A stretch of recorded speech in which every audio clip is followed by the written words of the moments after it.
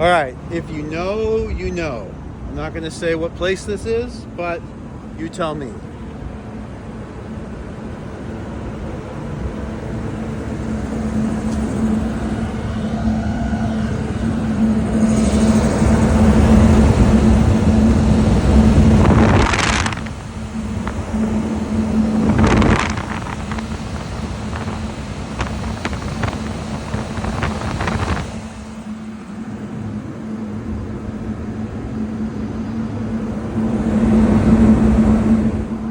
Tells me a story. Bent, messed up hinges,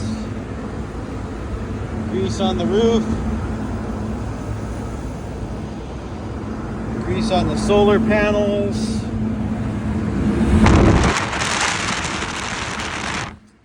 So